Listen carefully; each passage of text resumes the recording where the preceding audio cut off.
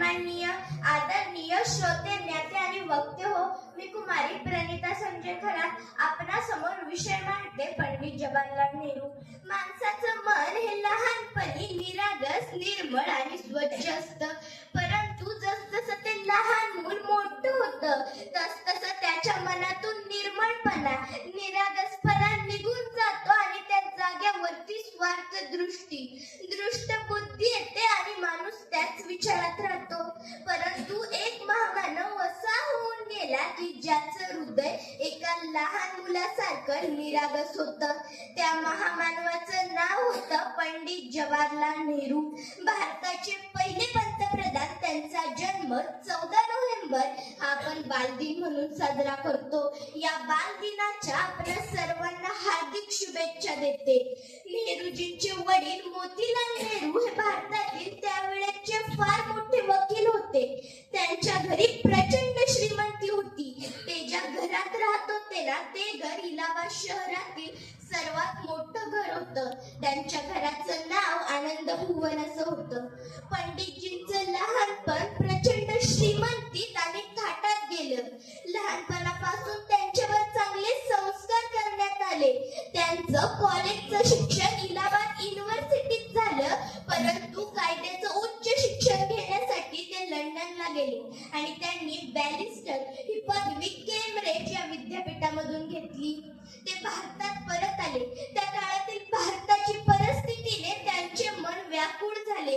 इंग्रजांच्या जुलमी राजवट आणि पारतंत्र्यात असलेला भारत हे त्या काळचं भारताचं चित्र होतं आणि हे चित्र बदलण्यासाठी पंडितजींनी स्वातंत्र्य लढ्यात उडी घेतली. ते सर्व शक्तीनिशी इंग्रजांच्या विरोधात लढू लागले.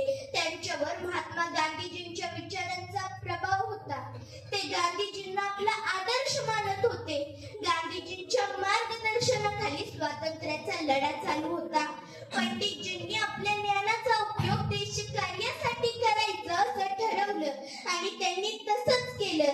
देश स्वतंत्र करण्यासाठी, देश हितासाठी आपली बुद्धी आणि शक्ती पणाला लावली. इंग्रज या देशातून चालते व्हा हे सांगण्यासाठी जनतेमध्ये प्रचंड जनाक्रोश निर्माण केला. लोकांना स्वातंत्र्याचं महत्त्व पटवून दिलं. इंग्रजांशी अनेक वेळा मुद्देसूद वाद केला. त्यांच्याच कॉन्फरन्समध्ये जाऊन त्यांना ठणकावून सांगितलं. जनतेतून पेटलेल्या लढ्याला, नेहरूजींच्या ज्ञानाला जोड मिळाली आणि आपला भारत देश स्वतंत्र झाला. पंडितजी स्वतंत्र भारताचे पहिले पंतप्रधान झाले. पंतप्रधान पदाचा काटेरी मुकुट डोक्यावरती घातला आणि संपूर्ण देशाची जबाबदारी समर्थपणे खांद्यावर पेलली आणि स्वतंत्र भारताची वाटचाल नेहरूजींच्या नेतृत्वात सुरू झाली. भारत हा देश शेतीप्रधान असून तेथे सिंचनाची कोणतीच व्यवस्था नव्हती. बेरोजगारीचं प्रमाण वाढलं होतं. लोकांच्या हाताला काम आणि पोटाला अन्न नव्हतं.